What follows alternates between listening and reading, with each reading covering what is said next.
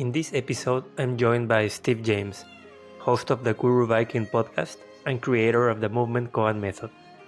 Steve has extensive experience in elite athletic performance, contemplative and spiritual disciplines, extreme outdoor survival, the arts, and human behavior. In this conversation, Steve and I talk about his goals and learnings in the Guru Viking Podcast, Steve's upbringing and how he got started in meditation, his approach towards spiritual practice, the intersection between movement and meditation, the Movement Koan Method, and more. Now, without further ado, Steve James. Hello, Steve. Welcome to the Innercraft Podcast. Hello, Andres. Thank you so much for joining. I'm very glad to have you here. I'm sure, myself and I'm sure most of our listeners have been following you and your podcast for a while, getting a lot of inspiration and motivation from all the great people you've had in your podcast and from yourself as well. So again, thank you for that. Very excited to have you here. Well, thank you very much. I'm very pleased to be here. Thanks for inviting me. Of course. So to start, I think would be, I have already shared your background with the audience, but maybe to start, since most likely people know you for your podcast, the Guru Viking Podcast, would be interesting to hear a little bit more about it. I'm curious about what was your vision getting started in the podcast, why you were doing it, and how that vision has evolved over time. Why are you doing it now? And what's the vision going forward? Oh, yes, thank you. Well, Guru Viking Podcast, as you pointed out, it's an interview podcast. So the format is I interview the guests, whoever they may be. And the sorts of guests I have on are within the general sphere, I think, of contemplative studies or contemplative activities like meditation, religion, etc. So some of them are religious practitioners or religious teachers, like Zen teachers, Buddhist teachers, Sufi teachers, that kind of thing. Some of them are scholars or both, they can be both. Or, some of them are scientists who are studying that area or attempting to innovate technologies or things in that area.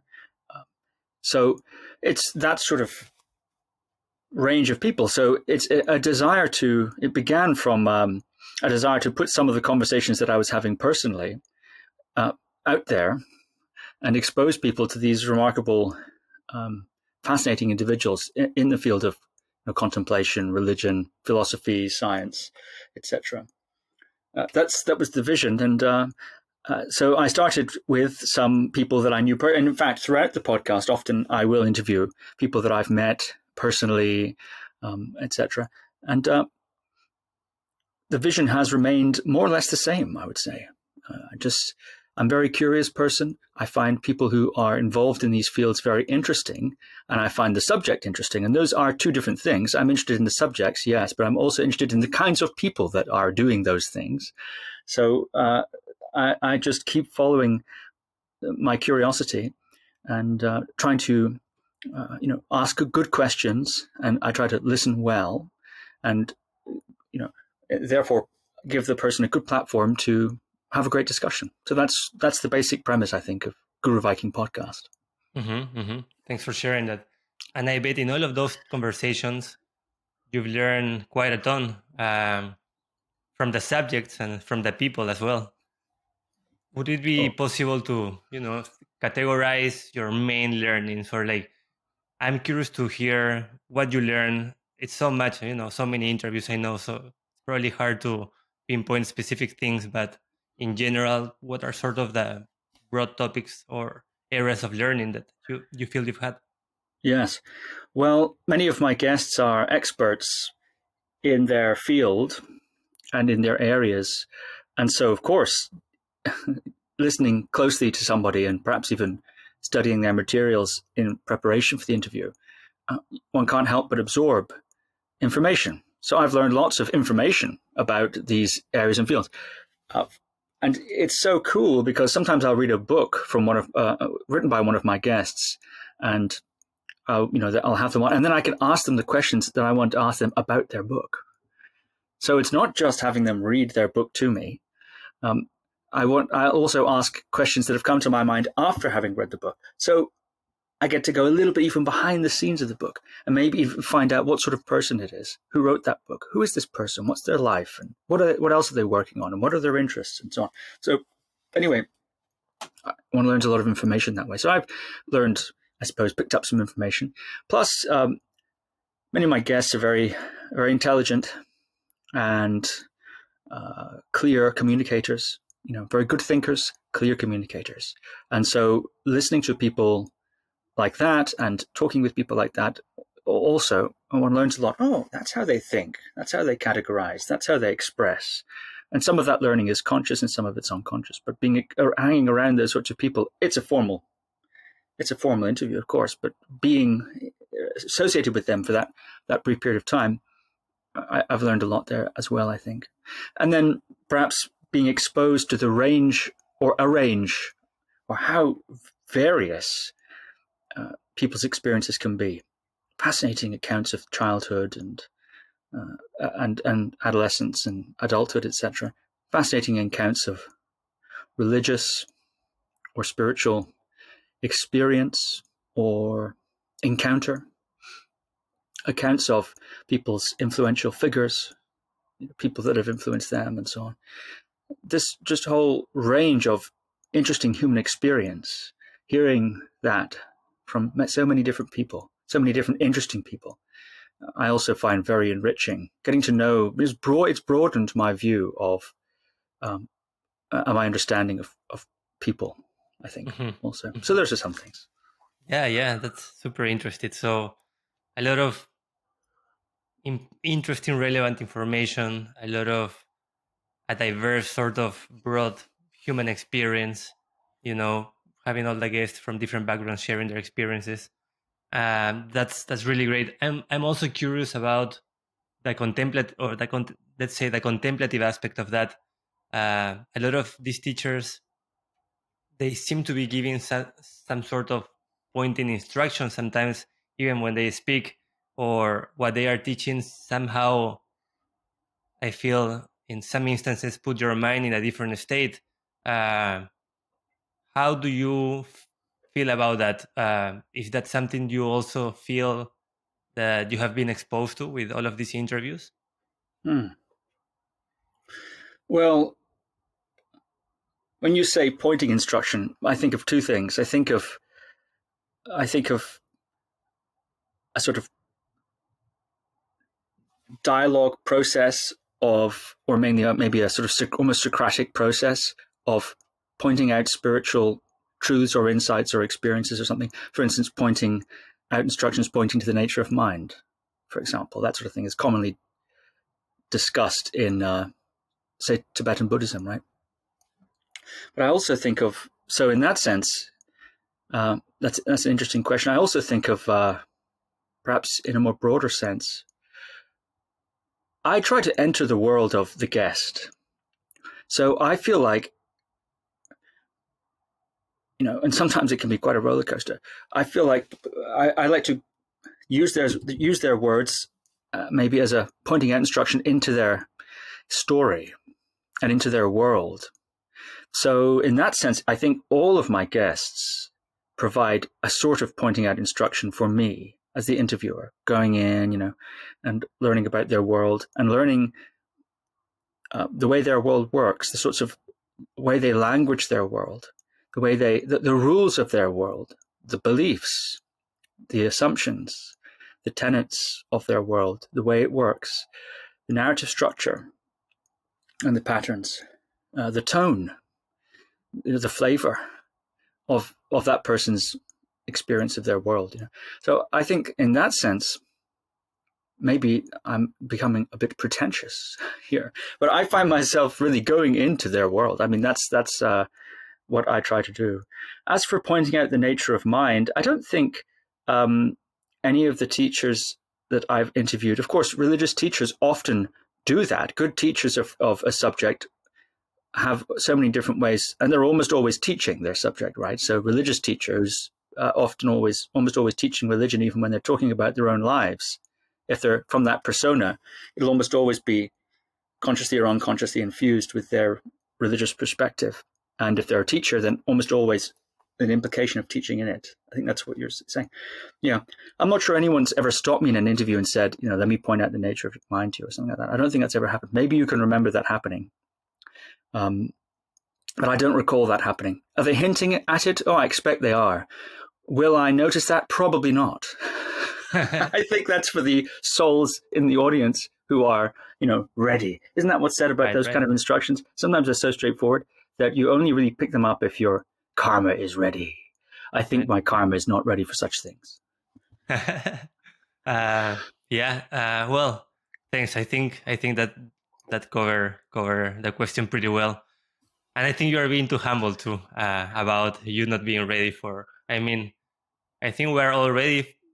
All of us are ready for some type of instruction from some person at some degree, to some degree. But anyways, thanks for sharing that. It's something I really admire about all of what you're doing.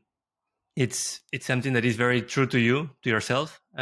Obviously, something you are passionate and interested about, and naturally sharing it with others and benefiting others while you do it.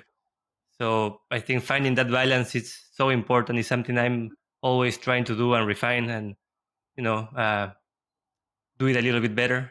So such a great inspiration for all of us, I think. Oh, thank you. I ought to say, really, as a follow-up, that my guests say things all the time that really change the way I see things. That happens a lot. I mean, I don't know if that's really strict pointing out instructions in the kind of Dzogchen, sense or Mahamudra sense, but that happens to me all the time. Yeah. Guests will say something and it's like, wow, especially within the context of everything else they've said. I think sometimes that I need that myself very often. Yeah, perspectives or these little pithy phrases contextualized within a relationship, which is briefly established in an interview or within a story that the person's relating. But yes, often my guests will say something to me that I go, wow, I didn't see it. I didn't see it that way. And sometimes some guests, almost everything they say is like that. And then, I don't even try to keep track of it. Just very, very amazed. So yes, in a broad sense, I think you're right. It can be very transformative speaking to, those sorts of people. Yeah. Mm-hmm, mm-hmm. Thanks for clarifying. Yeah, that makes sense. And now jumping to a different topic. I'm sure a lot of people listening to us are curious. I'm curious as well. Besides the Guru Viking podcast, what else are you up to these days? I'm mostly interested about sort of, let's say, what are your life priorities and what activities fit in those priorities? What are you doing today, basically? Yeah. Well, yeah, like you said, Guru Viking Podcast, that's how we know each other, right? Mm-hmm. And, you're a podcaster too. And so, yes, I do that, right? But I do other things too, as you point out. Yeah, life priorities, gosh, I'm not sure about that. In terms of working life, I do various other things. One of my main jobs, if you like, is co-teaching with Michaela Boehm. She's an Austrian counselor and teacher. She lives now in California. She's a world-renowned counselor, trainer, embodiment person, etc., trauma therapist and so on. So we work a lot together and have done for almost a decade now.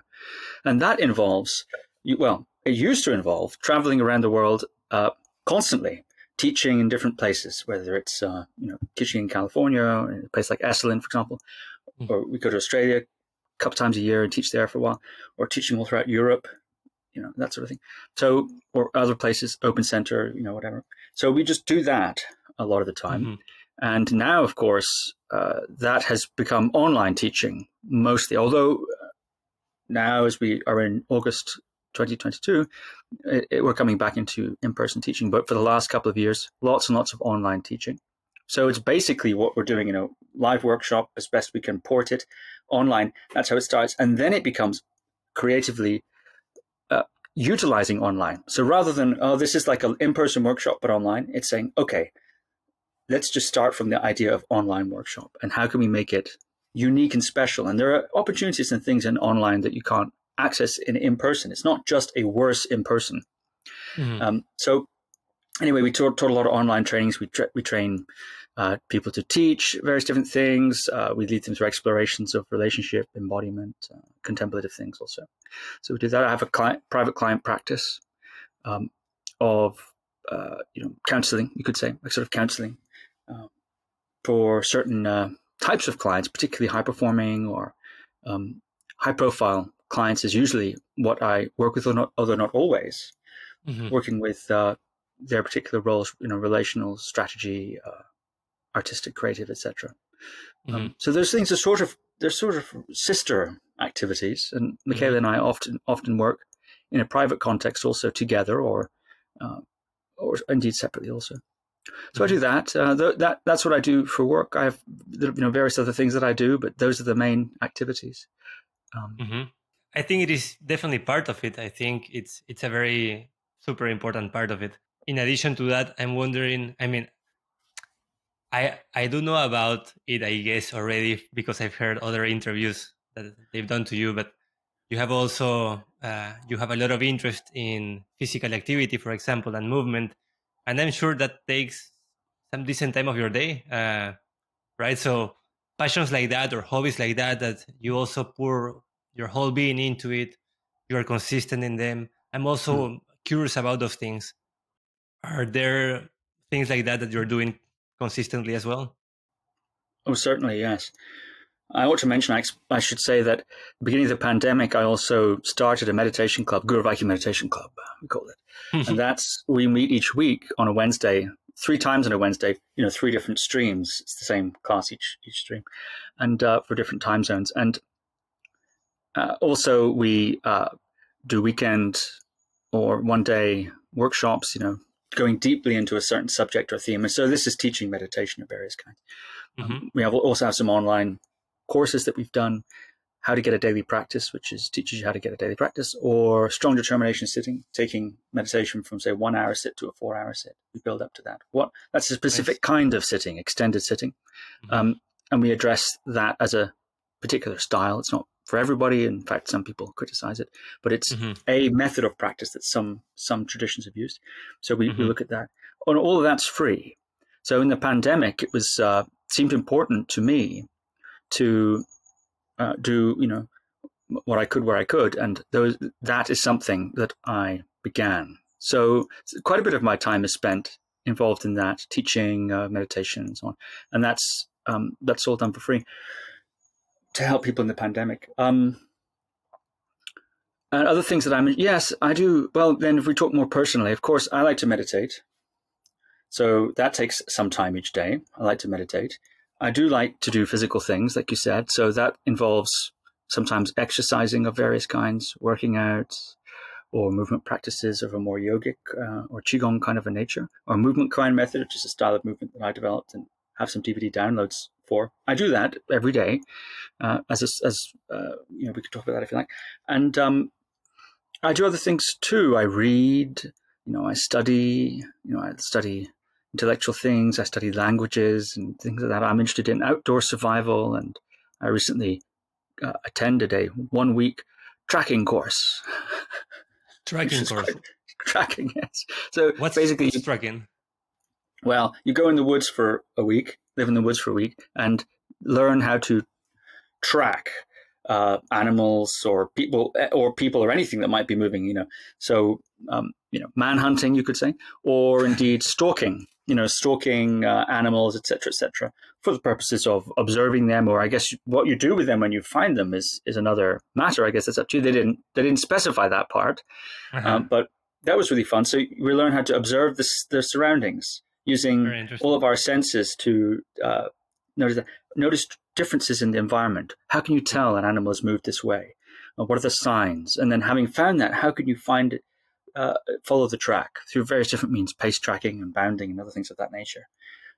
That's very interesting. At night, we would learn to move silently, playing games, sneaking up on each other, things like that. Or we'd learn how to track nocturnal animals, or camping outside a burrow of some sort, this sort of thing.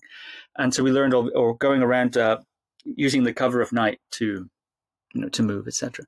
So I suppose it's a sort of skill that's shared by any interest, people who are interested in the outdoors, I suppose, hunters or people who are searching for lost people, etc., etc. I'm not a hunter myself, and I don't do search and rescue, but it's a sort of core skill for those kinds of activities.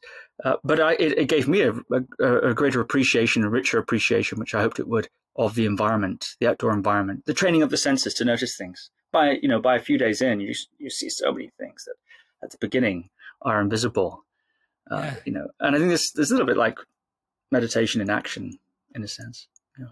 So I'm interested in that kind of thing, extreme outdoor survival, or in this case, outdoor skills of various types too. That's awesome. Such a broad range of hobbies and interesting things you're doing.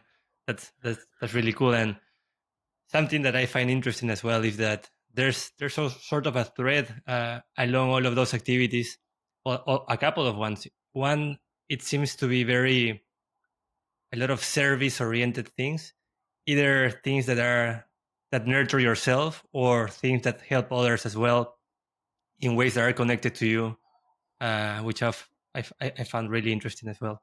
And then it also seems somehow related to, as you mentioned, like outdoor survival. Somehow it's related to meditation and movement as well. And I bet there are more things related to meditation, like, for example, in your physical practices. And well, I read that you are also a musician. Is that also something you are doing these days? Yeah. Yeah. Do you play live or do you play by yourself? How does that work? I used to, in my 20s, I was what they call a session musician, which is a freelance musician, guitar player.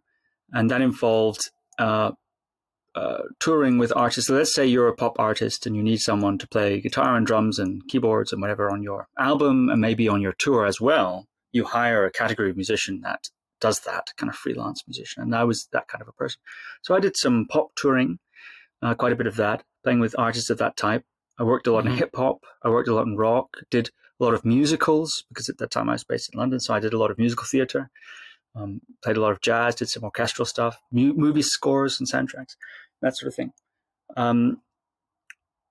So I did a lot of that. Over the years, I closed the door to a lot of those avenues, especially when I started traveling more for what I'm doing now. I felt actually that I'd, in a certain sense, ticked all the boxes I wanted to tick. For me, I felt kind of complete in it. And so, I just went on to other things. But yeah, I still play. I don't play live, barely any at all these days. Occasionally, though, something, but very rarely these days. And but still, my music is still used. So I compose music, for certain things. So that's still used. We use my music in most of our things. And recent group series on Netflix picked up a couple of my tracks and used that recently. It's a group series with Gwyneth Paltrow doing things to do with health and wellness and so on. So that's sort of thing. But I'm no longer the guitar samurai that I was. That was what it was like being like a guitar monk, or maybe not a guitar monk. That implies certain things that are not true. But a guitar samurai, practicing all day, very intense. Lots of playing, lots of live playing, lots of traveling to do that. So that was a very important part of my life professionally for about 10 years. Yeah. And when you were doing that, did you also have a meditation practice, or were you able to sort of bring the mind aspect, all of the mental faculties or skills that you build in meditation? Were you able to bring those to your instrument? Yeah. You were. Of course. Yeah. I think any activity of a high level that demands a lot, whether it's sports or the arts, or many other activities, depending on your orientation, they sort of naturally suggest that kind of full engagement. Body music, for example, is of course bodily. Sound is a physical experience, and the mechanics of a musician's technique are physical. Also, the expression of music in a performance context is physical too. It's not simply about the sound you create in a live performance, for example. It's a whole body, you could say, if you wanted to, yoga, in the sense that you have to conduct energy or maybe command a crowd or include a crowd. You have to be a conductor, conducting not necessarily the crowd themselves, but conducting through your own body, expression, feeling, energy of that kind. So I think now not every musician is going to express it that way. Absolutely not. So, but I think most musicians beyond a certain point inevitably involve those sorts of faculties, whether they describe it that way or not. It's famous, isn't it? Jazz is famously, used as an example of that. But I think even prearranged music that, maybe someone else has composed or you've composed previously, not improvised, can also demand of you that depth of empty fullness, right, and openness and willingness to be, used in the service of the art, plus the telepathic communication of being in a band. That's also, I think, quite interesting. Music is not really solitary. When you're playing with others, you are locking with them, deep rapport, anticipation, unconscious anticipation or synchronization, or challenging, surprising, joking with, pressing against each other. All these sorts of dynamics exist when you play music with other people, especially if you play with them lots and lots of times. A lot of the guys I used to work with, we do lots of jobs together and lots of tours together and so on. So we have a kind of unit in a way, with some changing parts, but you get used to playing with certain people and you get a certain kind of sound together. So yeah, those, I think it is. And then you're in the practice room, solitary, very often solitary, investigating your faults and flaws and polishing them and correcting them, strengthening your strengths, refining and honing your technique, boiling it back down to the basics, boiling it back down to the foundations, and finding the deeper you go into the foundational, the more elaborate your expression can become. It's kind of counterintuitive. Recognizing that when you feel you're getting better, often you're just outgrowing your current level of skill, and you can see what's ahead, so you're dissatisfied with what you've got, but it's actually a signal for an opportunity of something you can actually see ahead of you. So, for instance, as a guitar player, I'd often have this experience of enjoying what I'm playing, enjoying the way I'm playing, and then becoming dissatisfied, feeling I was quoting myself or feeling a bit, what do they call it? I can't remember the word now, but when you're sort of derivative of myself or my influences and so on. And I just get to that stage dissatisfied, right? Then often you don't want to play the guitar. You don't want to play it anymore because it doesn't feel good. So, but if you can recognize, no, actually, this is a sign that what I've got has been recontextualized by what's possible. My skill or my art can go further. Or go in another direction. So then you go, okay, good. And then you go hunting for the for that open door. And that involves, often just re-examining your core fundamentals or whatever the case may be, and then finding something. Yes, here's a purchase, here's something. Pushing that, coming into a new place, letting go of what was before, coming into a new place. And that process is, I think, quite evocative of meditation.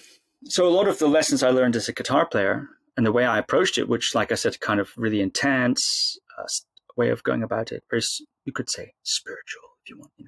I wouldn't have always said it that way, but a lot of those lessons port directly onto meditation, which is often more of an art than a science at this point, anyway.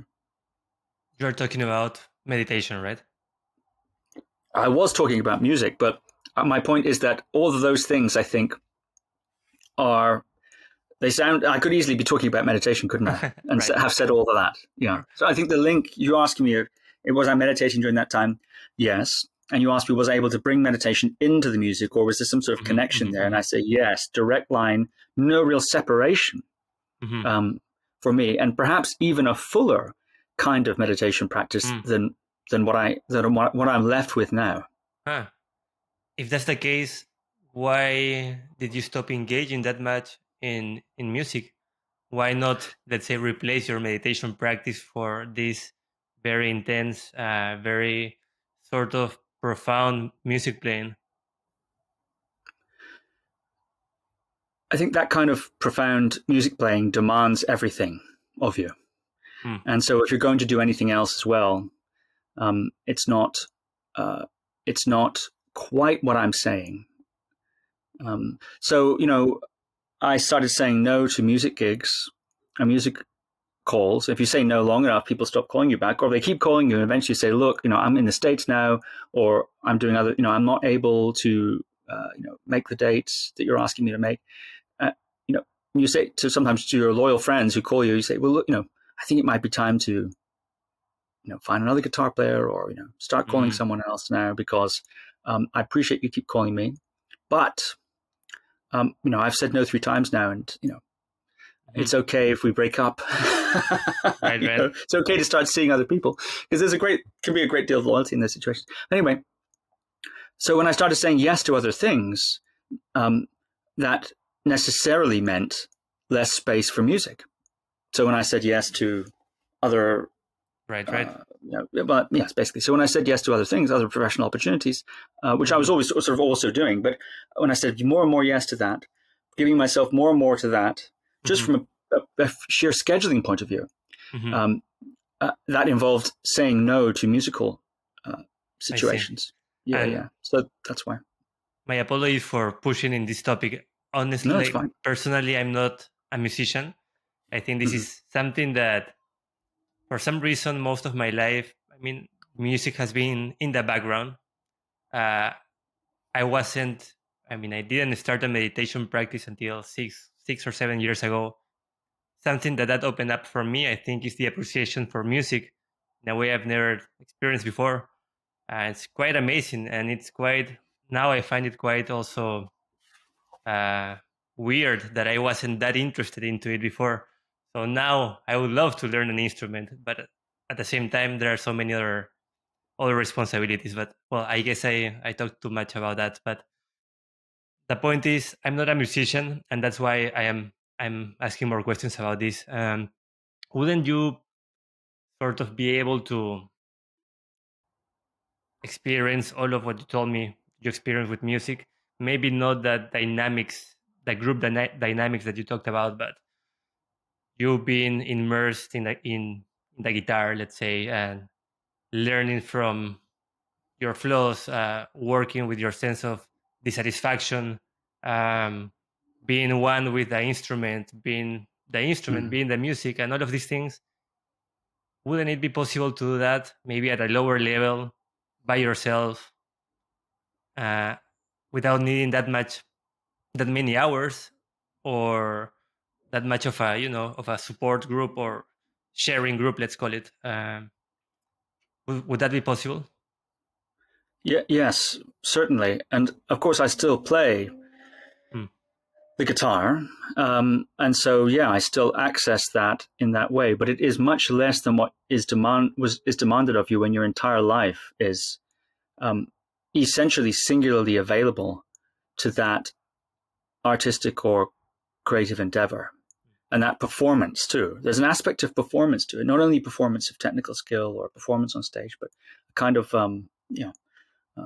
you become rather, you become second to it, and so of course that comprehensive involvement, is not, I wouldn't say possible by definition, just simply playing in one's spare time. But of course I still do, and occasionally, like I said, I'm still involved in something musically, but I wouldn't say it's sort of my main occupation as it used to be in terms of percentage of my income, or indeed percentage of my time. But yeah, I still play the guitar and I still go there, but it's an echo of, it's different now. It's just different, it's just different. So I think one of the things that has attracted me about meditation is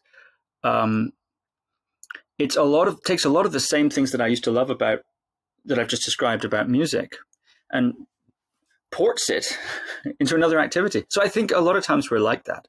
our various interests, as you pointed out, and activities are, if we choose them and or drawn to them, share certain things in common, certain core values or certain core themes, which are not always clear to see that they're the same, but very often they are. So I think it's not too dissimilar. Music and meditation, not too dissimilar. Of course, there are very important differences, but there's something kind of similar. So I get a lot out of what I used to get out of playing guitar and being a dedicated guitar person. I get a lot out of that, out of meditation. I get a lot of those things out of meditation, and I get a lot of those things out of life. I get a lot of those things out of making podcasts or working with people or doing, I think some of what I used to get out of guitar has broken the banks of that specific modality and is accessible in more areas. That is Maybe great. that's the case. Yeah. I don't know. I'm really kind of, should we say, shooting from the hip here. It's very interesting the line you're going. I'm enjoying it, but that's the best I can answer that, I think. Yeah. No, that's very insightful. Thanks, Steve. And since we've been talking a bunch about meditation already, and that's probably what most people are interested in hearing about, Yeah. and certainly myself as well. Let's talk more about it.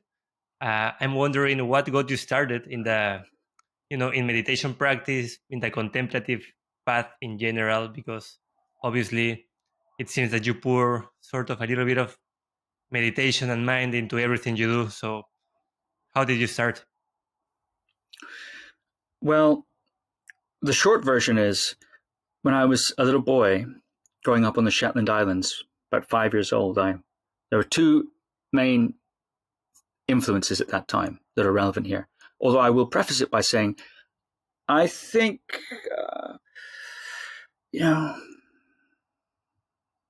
maybe I won't bother with that. Okay, so the two main, I'll give you the super short version, which is I was an altar boy from 5, and I was an altar boy in the early morning mass for some years, actually. And in that early morning mass, that's Catholic ritual of the mass, there was no singing, the early morning mass. There's no sort of guitars and singing and that sort of thing. So just the liturgy, just the sort of ritual of the mass with no hymns or singing. So it's sort of quite different, quite contemplative and, peaceful and so on. And that silence and that ritual repetition it could be a tremendous portal of potential for all kinds of things. And so my mother's influence was strong at that time in the sense that she used to describe it as a sort of private faith. She'd advocate a private faith rather than coming together into the mass to celebrate a common belief with other people. We all believe the same thing, we think the same thing, etc. We're part of a group. Rather, an opportunity through the ritual for one's own private contemplative activity, whatever that might be, a relationship with God, or could be Mary, or it could be Chen Rizik, whatever's the case, or it could be your meditation practice, whatever, right? That kind of an idea. So I would say a sort of contemplative orientation. And so that was very profound. And the priest also was a Jesuit priest called Father Hayes, who was also very deep, kind of a person. Didn't say much, but anyway, very influential. So there was that. And then also that time I began martial arts training, starting karate at 5 years old. And I just fell in love with it, as young boys are often do, fall in love with things. I fell in love with it. I totally got it. So we do sort of meditation-y things there too, like hold the arm out for, I don't know, probably only 2 minutes, but it felt like really intense to hold the arm out, like in the movies. And then at the end of the training, we'd always sit in seiza, kneeling on the hard floor for a period of time. Or we do certain breath exercises when we're very out of breath to control the breath and get used to the oxygen debt. We do that sort of thing. And of course, so I was super into it. So I'd read about it. And then from there, of course, I'd read about, karate. Okay, that's the karate part. And then there's the do part. There's the philosophical or religious context of it, and the cultural context of it. So I begin to read more about that and read about then all sorts of things from yoga, Buddhism, Taoism, etc. And I saw that as a whole sort of tapestry of fascinating areas that didn't necessarily conflict with each other. I know the different religions and philosophies have different ideas that are contradictory in many ways, but I enjoyed the variety and diversity of it. I didn't feel necessarily, oh, this isn't the same as that. So I loved it. So I just sort of drank all that up and enjoyed it. And so those were my initial starting influences. Yeah, it's super interesting to me to hear that. I had sort of a similar background if you see the structure of it, but very different outcome out of it. I also was raised Catholic. Well, I was raised Catholic. I also went to mass since I was a kid, but it was the other thing you described. It was a shared belief. There, the contemplative aspect was missing completely. Yeah. Something that did resonate with me is everything, like all of the things Jesus was doing seemed like the right thing to do, and Jesus seemed like a great guy. Like, oh yeah, I want to be like Jesus. But then nobody was actually doing what Jesus was doing, right? So Mm. there was sort of a contradiction there. It didn't resonate. I just went because my family went there. So unfortunately, I wasn't able to get much out of it. Um, at least maybe unconsciously I did, because Mm. there are great teachings in the Bible and in all of the teachings that were told at the time. But yeah, definitely didn't see it as a contemplative thing at that point. I also did karate too. I started around 6 years old. I also loved it, did it for around 10 years. We did Seiza, a little bit of meditation or periods in silence, a lot of focus on discipline, on Yeah. doing it. I mean, always taking a defensive approach, not harming others on purpose, using it maybe to for the right things, whatever the right things are. So, but again, I didn't get that much contemplation or meditation or mental aspects out of it. But I think I did it maybe unconsciously. Mm. Maybe a lot of those things stayed with me, and after officially learning how to meditate, I realized I had it in me, and that's why it was easier to pick up meditation. But it's interesting. I wasn't thinking at all about nothing contemplative at that point. Um, I wonder if it was the cultural environment which was different. Um, I was raised in Peru and in Lima, which is a very conservative, let's say, well, it's becoming less now, but it was a very conservative city at the time. And yeah, like Catholics' beliefs are usually firmly held. So maybe that didn't allow me for much challenging those things. I wasn't encouraged to challenge those things at all. Mm. Did you have a different experience in that way? I'm just trying to figure out why, even though the experiences were similar, or like church and karate and all of these things, the outcome was so different. Mm. When you say challenge, you weren't encouraged to challenge. Do you mean Hmm. intellectually challenge the doctrines, that sort of thing? Right. Oh. Yeah, definitely not. If I mean, I probably had those ideas in my mind. This doesn't make sense. Why? Then Right. somebody elder would say, because it's like that. That's how it works. Don't even question it. And most people wouldn't be interested in questioning it either. So that's what I meant. There was Oh, I no see. support, for exploration or contemplation. Yeah, I see. Yeah. Well, if I was to contrast it, which is what I think you're asking me to do, it was the absence.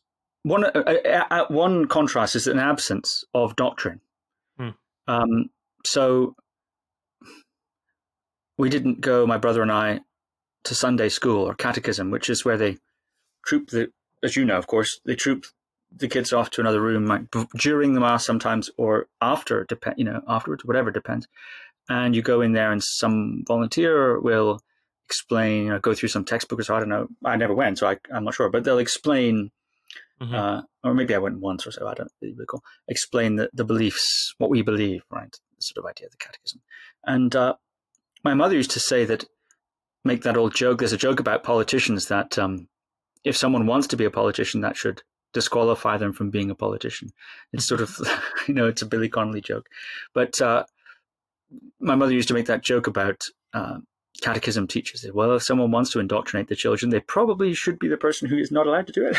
So Yeah, yeah, yeah. we didn't go, right? So I didn't have that doctrinal thing. So it's just a ritual, and a little bit of framing from my mother, both by example and the sort of things that I've mentioned. She said, She didn't say, a lot about it, but and just lots and lots of doing the mass, And what an altar boy does, which of course but not everyone might, but some people might not know, you go in there and you put on this sort of outfit and you follow the choreography of the mass. So it's a choreographed thing. You always go through the same sections, and depending on time of year, certain sections may change or rotate, but fundamentally it's a preset menu of things that occur in this mass. And that involves certain readings, perhaps, certain call and response sections, perhaps a sermon or a teaching, short usually, on some sort of biblical theme related to the reading or something like that. But anyway, the experience of the altar boy is you do a lot of sitting behind the priest, just sitting there in view. So you can't play your Game Boy or read a book, but you're in view, part of the ritual still, but actually stationary. So you're sitting there, not doing anything, you're not called upon. And then time to time you have to get up, take a candle from over here, put it over there. Take a cup from over there, give it to the priest. Wait, take the cup away, put it over there again. Now get a candle or a big cross. Now kneel down in front of the altar, but opposite the other altar boy. Do that for a little while, stand up. Now walk over there. Ring this bell at a certain point. So you're participating in this ritual, right? Again and again and again and again. So there's activity and then there's stillness. And there's activity and then there's stillness. And the stillness is it's as much a part of it as the activity. So I have very sweet memories of the stillness, sitting there in the stillness, the priest is talking, doing whatever he's doing. I'm not needed for carrying a candle or ringing a bell or something like that, or cleaning a cup or something. And you just sit there. And it's just like, wow, body is still, the head is like open. It's in a building which is out of time. A good church is out of time. It's not like a schoolhouse or a shop or something like that. The decoration, the statues, the stonework, the stained glass, even a humble church, Catholic church, especially, of course, the grand cathedrals even more, but even a humble church has these elements. So you're entering into a sacred place. It's an altered place. So I felt that very, very strongly. But you're asking, why did I feel that? I'm not quite sure why. But perhaps the sorts of people that were around, or the absence, maybe it's the absence of certain types of people, which is more important than the presence of anything in particular. That vacuum, that quiet. That makes sense. Yeah. That's very interesting. So I would imagine at that time you didn't have a formal practice that you were doing on your own. Of course, being an altar boy was consistent and formal, so it could constitute as a practice. So after that, you had some practice in karate as well, indirect meditation, let's say. At what point did you actually pick up a formal meditation practice, path, teacher, whatever you want to call it? At what point did you take that step? Well, when you read about those subjects, which I was very keen on doing at the time, it's inextricable. Martial arts, for example, let's talk about that, is inextricable from meditation. You have things like the high states of concentration that are called for in martial arts training, that kind of single-pointed focus. Of course, very influenced, isn't it, Japanese martial arts culture by Japanese religion.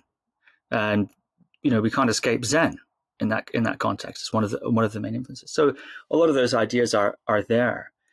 Taking martial arts as a spiritual, if you want, practice, or perhaps that saying spiritual is almost too limiting. But there is an aspect of it that's like that. I think everyone kind of knows that, right? It's almost cliche. So if you take that really seriously in the way that a naive boy does, and I was naive, and I did take it seriously. I took it very seriously. Then, that's what you think it's really about. So I would do that sort of thing. But I think, it's because of perhaps my naivety and my enthusiasm, unchecked. Young boys often have an unchecked enthusiasm, unchecked by cynicism, unchecked by, right? Because you're a little boy, and so you just go for it. And you go for it in ways that are unique, I think, to little kids. You go into your own thing. So I would do all sorts of stuff. Of course, it's not a formal practice, but it's an enthusiastic, scattershot investigation, I would say. So yeah, I occasionally play meditating for sure. Or I play games of listening. So I'd wake up in the morning and I had a TV in my room, which I would occasionally march out of my room for some weeks at a time in some sort of ascetic urge or so.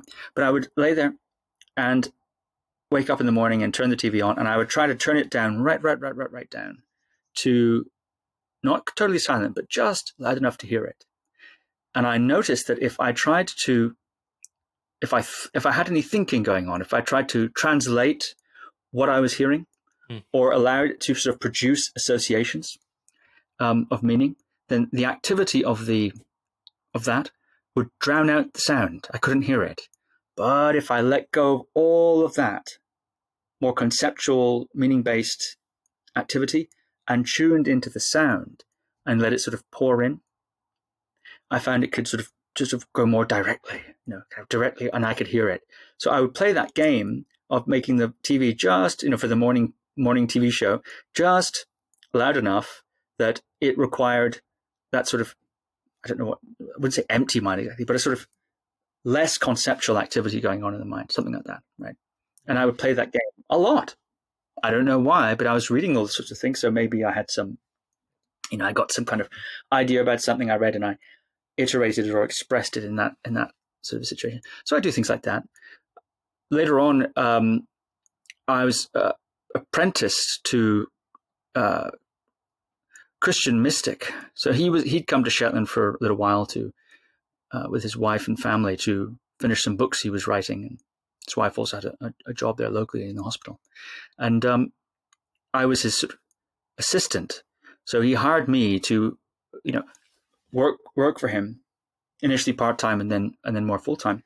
I'd work with him for say around 3 years or so, entering in the corrections. He'd correct all his manuscripts by hand, and then I'd enter those in and we'd discuss things. Now, sort of his runaround / input monkey kind of person, but it was also explicitly a spiritual mentorship in an Elisha kind of style.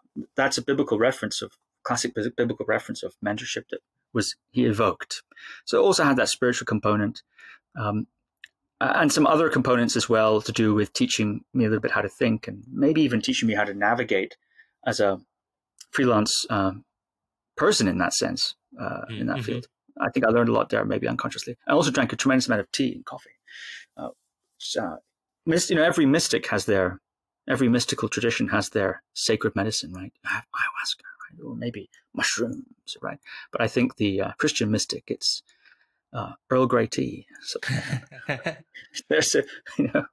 But anyway, so this was formal in the sense that prayer, I would formally engage in solo prayer and formally engage in contemplative Bible study by myself each day in various forms, which I could describe if you like, but perhaps I'll just keep going. And so that was a formal practice. Okay, it's Christian. It's Christian orientation, but nonetheless, it's a formal practice. Later on, I had other teachers like Godfrey Devereux, who was I studied yoga with him. He's a yoga teacher and Zen guy, and I learned meditation with him too. And so there, I learned meditation styles, certain things from him. That's a formal teacher, one of my first formal teachers, and then also one of my main meditation teachers for the last 10 years has been Shinzen Yang. So I've done many retreats or attended many retreats that he's done in person with Shinzen.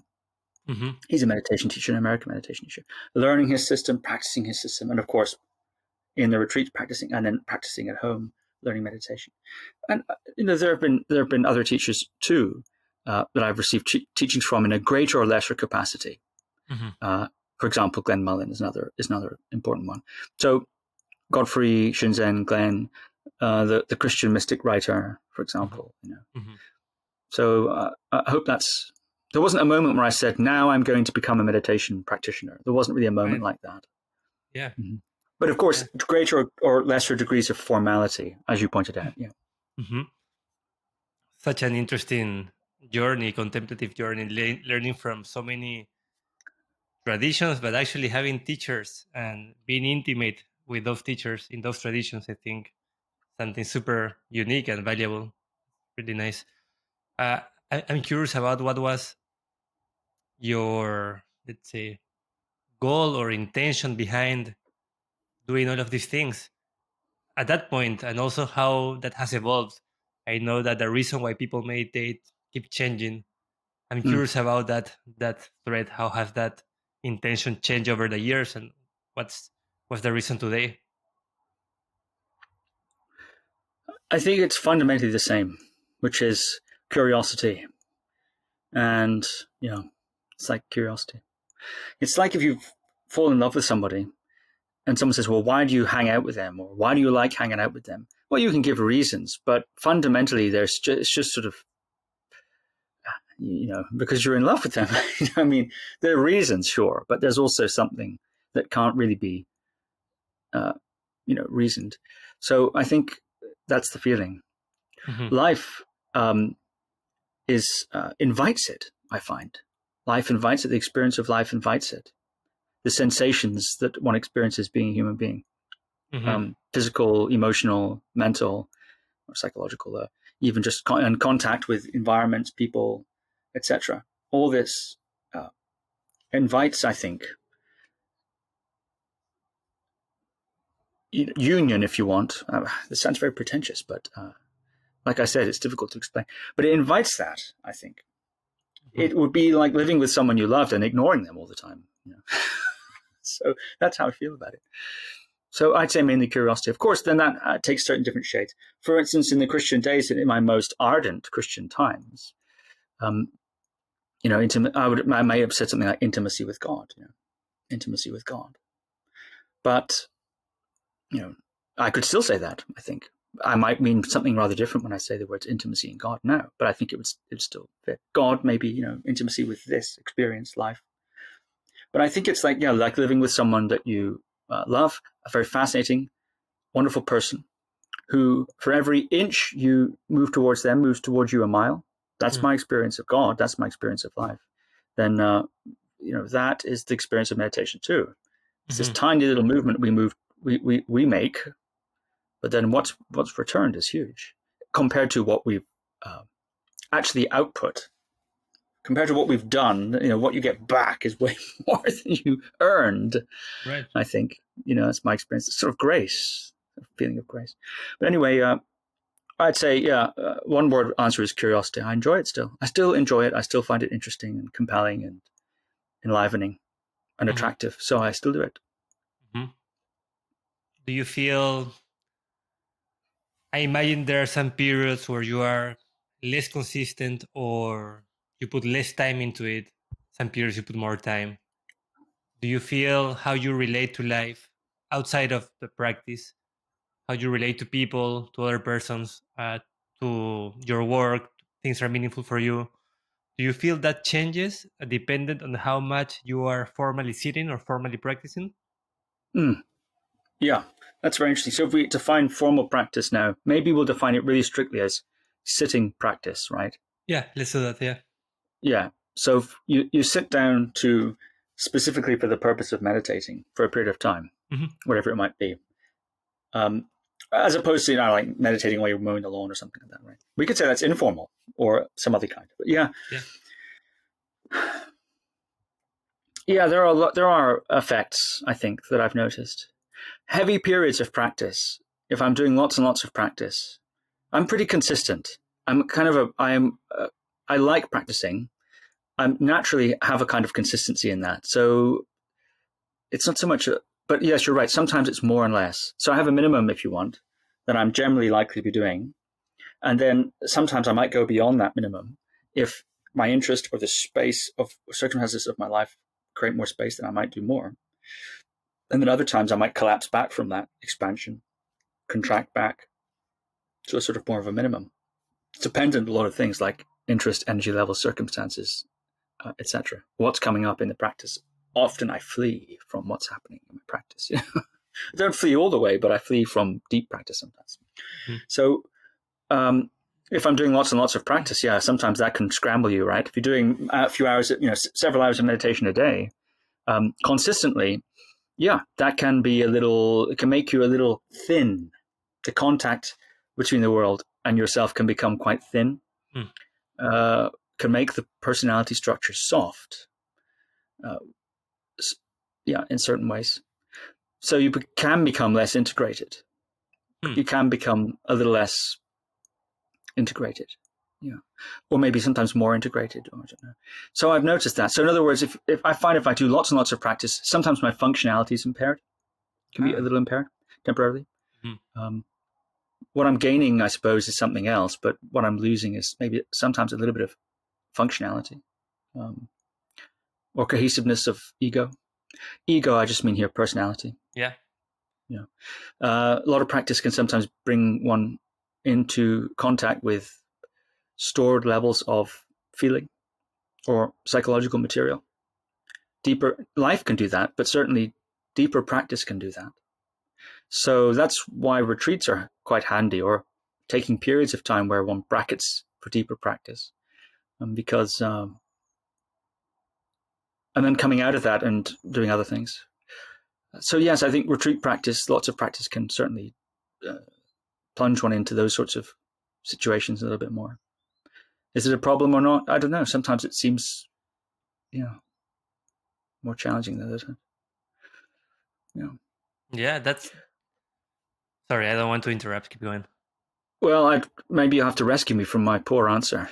No, it wasn't. It was. I feel like I'm saying obvious things. I think it's quite the opposite, actually. You gave the opposite sort of answer. I guess, I'm used to hearing, which is the more you practice, the more beneficial it is for yourself and for others around you. More awareness, more capacity to love, more freedom, less, and also like seeing the relationship with your ego or personality more thin usually is perceived in, they say, spiritual talks as a positive thing. Usually, when it's not too much, like there's again more room for everything to just be, for you to just be with others. But it's interesting that it's you didn't focus on that part, at least on those, let's call them benefits. And well, first I'll let you answer that, and or not answer that, but comment on that. I have some thoughts like why that could be, but I'm curious to hear from you. Well, please, I'm curious to hear your thoughts. Yeah. Well, a hypothesis. Maybe at some point when your minimum practice, daily practice, is already a lot of hours, and most of your activities are very aligned with your practice as well. Maybe that's not where most people are at. Maybe at that point, I don't know. There's sort of really forgetting about your personality or ego, or transcending it to some point where you actually can function well in things or activities that require somehow that ego structure to be there. I think that's not what most of us experience in daily practice, but maybe when you're practicing a bunch a lot, you're having a lot of insights, or you're already sort of stable in that sort of non-dual state, let's call it. Maybe at that point things change a little bit. Just a hypothesis, but curious about your thoughts on all of that. Yeah, that's interesting. I wouldn't say I'm stable in a non-dual state, at least not in any kind of attainment. I don't experience myself as having any kind of attainment, such as realization of non-duality, or stream entry, or awakening, or kundalini rising, or epiphany of various kinds. I don't relate to that personally. So, probably those that, I interview people on my podcast that do claim to be enlightened. and they claim direct spiritual gnosis, and knowledge of insights of, reality and so on, and experiences of all kinds of things. So I don't claim that. Mm-hmm. So I expect, someone who does, if that is a thing, then I expect listening to me, they may say, well, this person's not doing this right, or he's meditating in a bad way, or he's not, his practice is so infantile. So I don't know, maybe that's the case. Maybe, but yeah, of course, are there benefits to meditation? Yeah, of course. I know everyone always says that, don't they? When I meditate, I'm more calm. Yeah. When I meditate, we can't deny that. Many people say that, right? It must be true. When I meditate, I'm more present. This sort of thing. Yeah. And when I don't meditate for a while, I found myself that to be the case. Yeah. I hear people say that all the time, so I think that must be true. Why did I focus on the dissolving effects of deep practice? I don't know. That's what I thought of when you contrast the two. Deep practices. Yeah, it's wonderful, but it's quite comprehensive. Mm-hmm. Its effect is quite comprehensive. It's not something that I found I can take deep practice into my life to apply to, so that I can have a better function.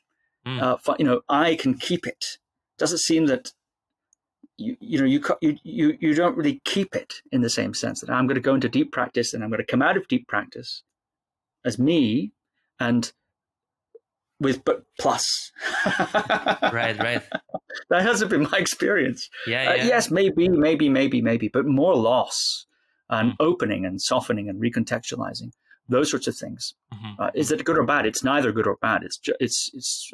I'd rather that than the other way, though. I mean, I'd prefer it. I'd rather that. But yeah, I don't know. Now I'm just talking. I think. No, it's all very interesting stuff. You're a very kind interviewer. About what you said, no, I think we're just very interested about these topics. Oh yeah, and yeah, you have a lot of interesting things to share about them too.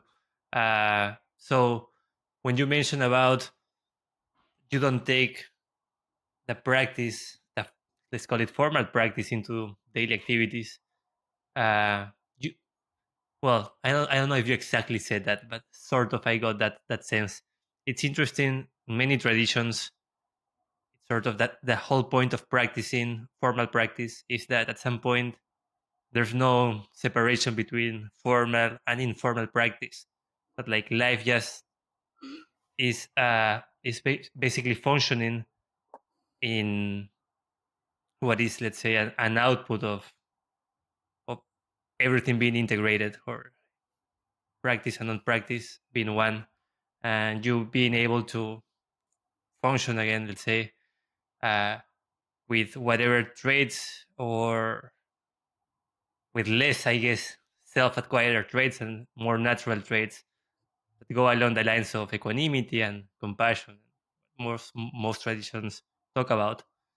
A lot of traditions too, as you already of course know, they have sort of formal, informal practices. So sort of ways that you can actually keep practicing in daily activity, so that there's no much discontinuity between the state of samadhi or mind unification and when maybe actualizing non-dual state or something along those lines. I know it can mean different things in different traditions, but something along those lines, also being able to sort of keep that ball rolling in daily life and not only in sitting practice.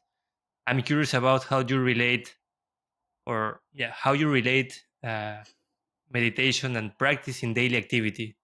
How do you do anything specific to try to integrate both? Do you just let it be? Wondering what are your thoughts about that. Yeah, it's a very interesting question. I ought to emphasize perhaps that I've been answering your questions as personally as I can. Not, in any kind of, I don't know, explanatory capacity. Yeah. Yeah, I think that's the frame, right? So you're asking me about my own I appreciate practice that. and my own 100%. Yeah. So that's what I'm trying to do. And so that's also perhaps why, so I'm sort of, trying to be very direct about that and transparent, essentially, I suppose. You're right. Yeah, a lot of traditions say things like. The reason I point that out, by the way, is because, of course, I'm not trying to give a lecture on these subjects, right? And we're not doing that. So, right. But you're right. If we refer to that, lots of different traditions have various different means of blending or taking what you get in your practice into your life. So, if we take formal practice to mean sitting there doing your meditation practice, on your cushion or whatever the case may be, then okay, that's formal practice. And then informal practice would be maybe applying a meditation technique when you're doing anything else. So you're walking the dog, you're doing the dishes, you're taking a shower. Yeah, lots of meditation traditions have methods to do that. Some of them are just do whatever you're doing on the cushion, just do that while you're doing other things. Mm-hmm. And so, well, that's hard to do because I'm doing other things. Yeah, well, that's the practice. And you start off with simple activities, walking, etc., cleaning, whatever, cooking maybe, and then you build up to more complex activities where you're applying this technique habitually or deliberately in all contexts. Yeah, people say that, and other people have other people take other traditions take the approach of having a meditation for every situation. So there's a going to toilet meditation. There's a mantra for cleaning the shed. Right? There's everything has a mantra. Right? Everything has, or So some people have that kind of idea. Other people have other traditions have this radical idea of just dropping all practice, right?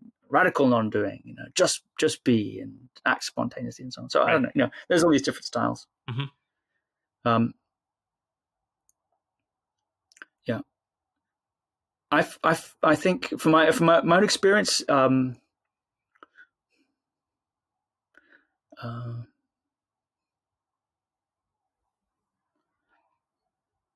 of informal practice is, I think, meditation techniques that I've perhaps acquired in a formal situation bubble up or come to mind or come to body in all kinds of situations, and I enjoy that and I let it happen. Yeah. So it's like falling in love again. That if we use that example, you may have a date night where you're formally relating to your loved one, but then you could still, you're walking along and you think of them and, experience your relationship. Perhaps when you're alone in the forest, walking through the forest, somehow you think of that person, right? And it's there, right? You're relating to them even though they're not there. Or you're doing something informal with each other and there's still that relationship and enjoyment that is there. So I'd say I don't go around, I would saying, okay, I'm going to go for a walk and I'm going to do walking meditation. Right. But what else are you going to do on a walk? Maybe that's the right way I want to say. What else are you going to do on a walk? If you're walking, what else are you going to do but appreciate? That's meditation, isn't it? Enjoy. That's meditation. Feel, taste, smell. Right. Listen. That's meditation. What else are you going to do on a walk? Well, ignore it? Block it out? I think that's what most of us do, unfortunately. Is it though? I mean, maybe not most practitioners or serious practitioners, but I think most people who are not meditators or have no interest in the contemplative path, let's say, I think, and that's sort of the default these days, in at least in some pockets of the world, high-paced cities. People are with their phones, always busy. So even walking sometimes, and that's what I used to do as well. Was just a way to get some exercise and maybe listen to a podcast and maybe answer some emails while doing it. Not appreciating and not enjoying, not actually walking and being in the walk, just being in my head most of the time. So yeah, I don't think it's for granted or like it's the default to do something that is supposed to be the default and so natural, right? And so yeah, so natural. But anyways, I got your point though, Steve. Anything else you want to add on that before I jump into the next question? Well, I think every sense experience is isn't it an opportunity, an invitation? Maybe it's an invitation for for meditation. If we think of meditation as intimacy, feeling what's there to be felt. But yeah, I mean, I'm not saying I'm walking around in a state of samadhi all the time, or even ever. I'm not saying that. No, of course. Yeah. But to me, that's what meditation for me is about. Really, is that intimacy with life, enjoyment of life. And so, the more one meditates, the greater life, the more of life opens itself, reveals itself in a certain sense, and so the more compelling it is. I agree. Yeah. And so then one doesn't necessarily have to. A technique, therefore, isn't a kind of a way of. It's just a method of connection or communication. Yeah. Rather than the stepladder to the thing. Right. No, I totally understand. I do think, though, and just to add to that, I think some people or some of us can use that method or can use methods or techniques even for those situations where we are so used to not being in our bodies or not being present in activity, or maybe so overstimulated by sensorial experience from our media or phones or whatever. I think for those situations, maybe a method or technique, even for walking, would be useful. At least it has helped me. But yes, yeah. it's certainly very useful. I think it's a wonderful method and a wonderful training tool. Yeah, Awesome. Yeah, it is certainly that. Yeah. I'm curious what formal meditation you are doing now. I guess that should have been my first question. What sort of practice are you doing these days? Well, I suppose, of course, I don't know how much you know about the people that I mentioned. I learned a lot from, but they do different sorts of meditations, and so there's a whole range really. But one of my favorite ones, a couple of my favorite ones. Now we're talking about formal practice, right? Sitting on the meditation cushion. I really like body sensations. So just sitting there and just feeling the body sensations. That's really nice. I quite like doing sometimes breath meditation. That's really nice. Or any kind of enjoyment of or contact with, like opening up towards sense experiences. Right. So feeling the body, maybe then the sounds will come in, visual. Sometimes allowing the attention to move from sensation to sensation, or having a more kind of global state. That's very nice. Sometimes tracking the contour of certain sensations, so tracking the expansion and contraction and disappearing of sensations. A sound gets louder or quieter. Sensation has a movement to it, a pulse or a flow, like a itch, or a throb or a tingle in the body. Will have some sort of movement. So tuning into that quality, can be very wonderful. I also like to do practices of nurturing positive feelings and states. So visualizing someone that I care about, and generating good feeling, perhaps with some sort of inner talk, inner verbal component, weaving a rope of visualizing inner verbal positive phrase, and then some sort of smiling to induce an emotional affectation. Those three strands, weaving them together. I enjoy doing meditations like that. And sometimes meditations involving breath control or visualization or chanting, etc. I enjoy those sorts of meditations as well. So I do those sorts of things, but my baseline, generally, what I'm generally going to default to is just sort of feeling, I suppose, just feeling. Is that just feeling practice in the lives of Vipassana practice? I can't stop myself to relate those. Maybe it's something else, but where does that practice come from? What tradition, or sort of where is it inspired from? Yeah, I think it's in many traditions. Perhaps it's one of the most basic ones, meditations in some ways, in certain traditions. So feeling the body sensations, yes, you find that in many Buddhist lines. Yeah, you do find it in Vipassana. Sometimes that will involve noting, right? Mm-hmm. Noting or maybe labeling sensations, etc.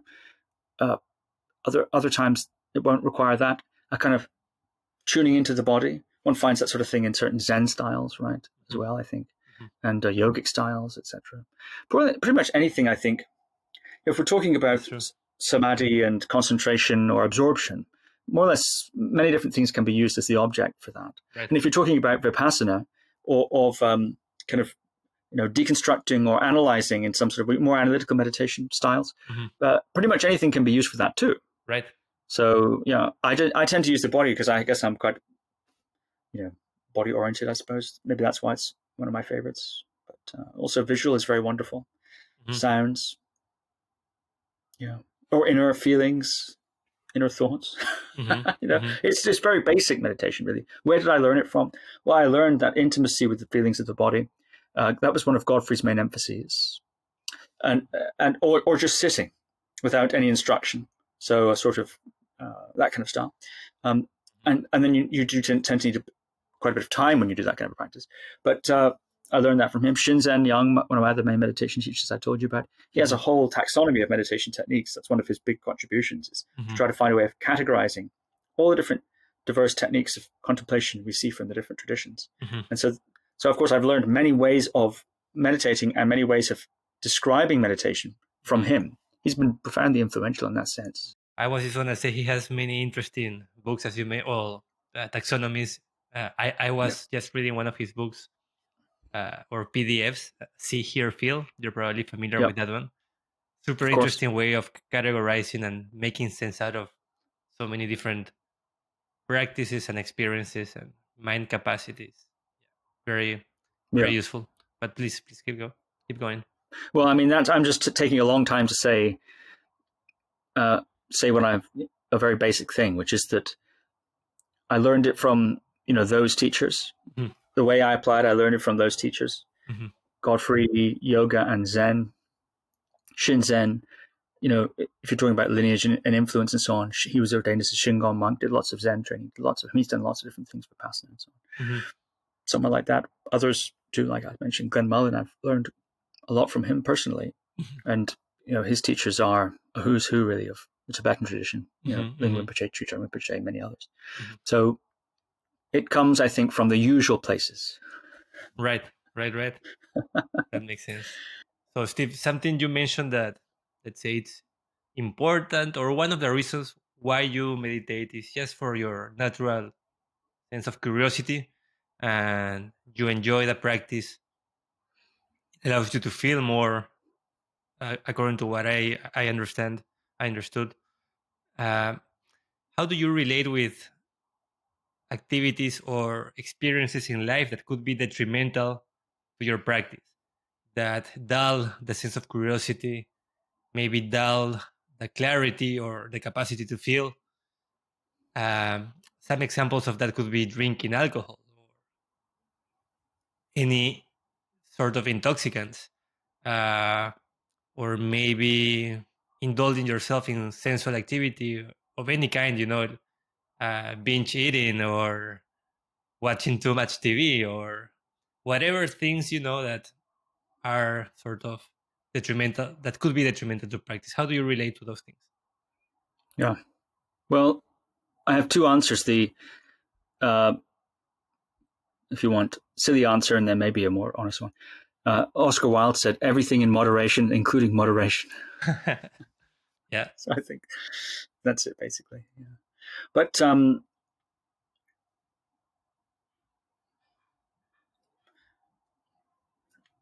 I think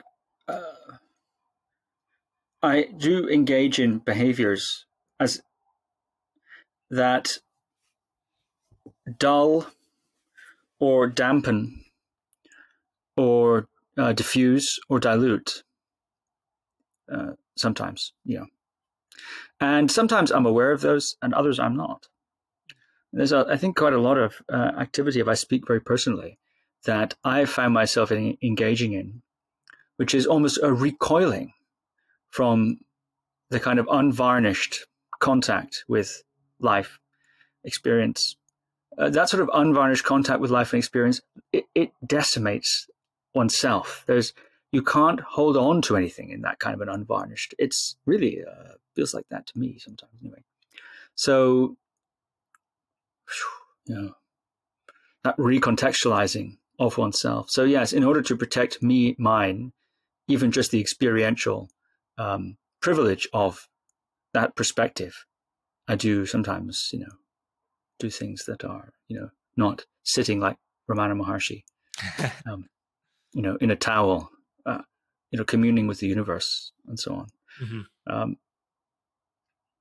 So yeah, doesn't concern me very much, particularly. Mm-hmm.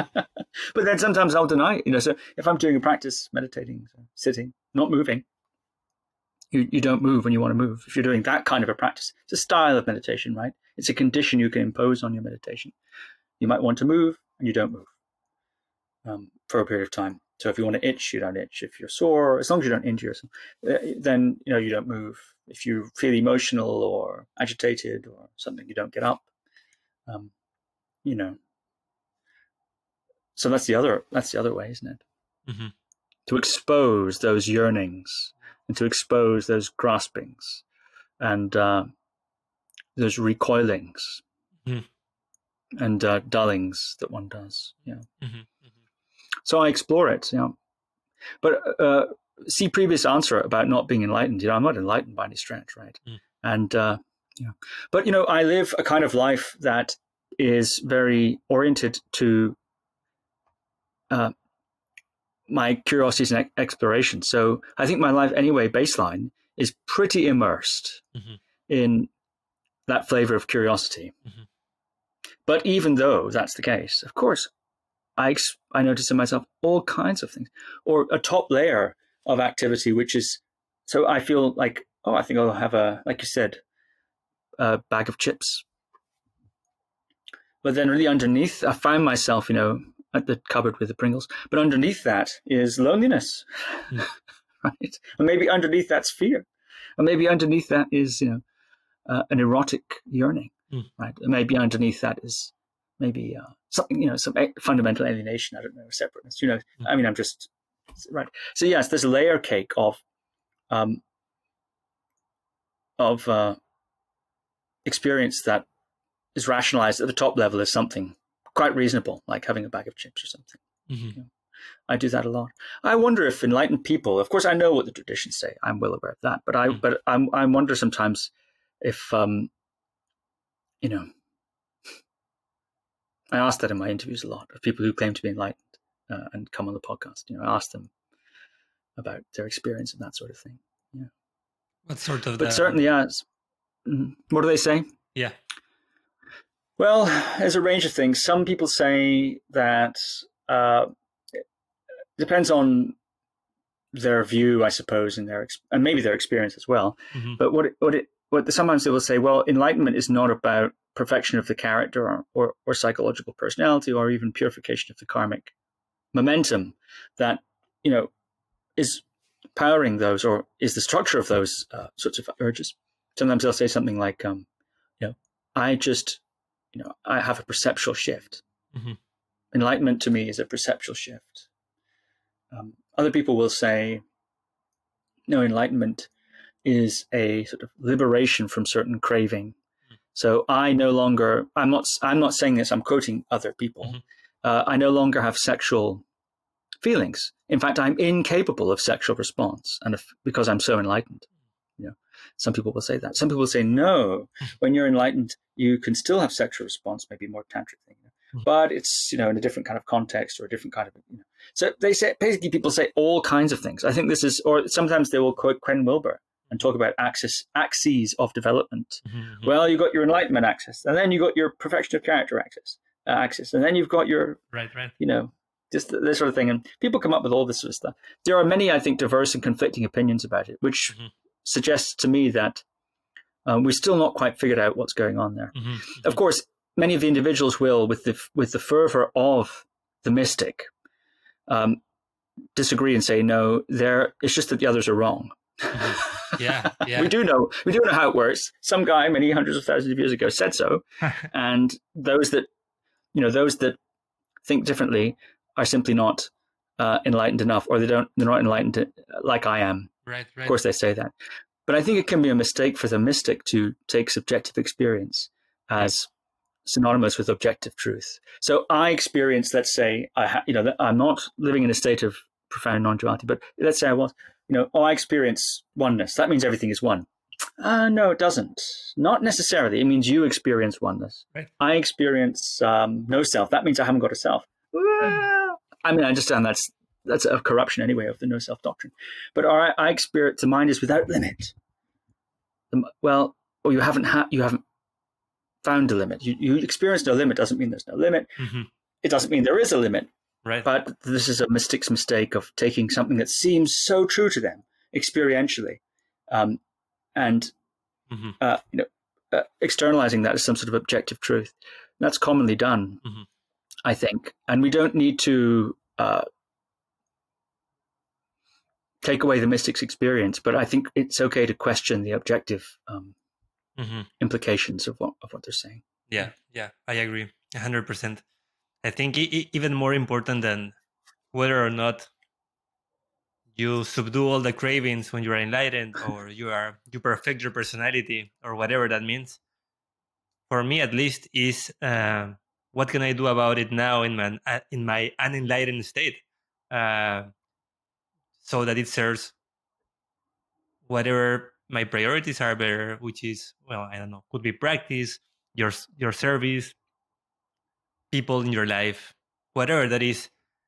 So I guess I was going more around that element of it. And so something you mentioned that I think it's very valuable is just keeping the habit of curiosity, even in those activities, not taking them for granted, maybe not pushing them away with all your might necessarily, but observing what's in there, why are you doing, what's driving it, and what's the outcome of it as well. I find that helpful, at least. But yeah, I mean, what else can we do, right? Yeah. Well, you've actually raised an interesting point. There is the view that one should simply experience one's cravings and urges, and of course, those are considered to be bad in, say, Buddhism, right? So I think that that's the Buddhist view. So anyway, so your desires, etc., right?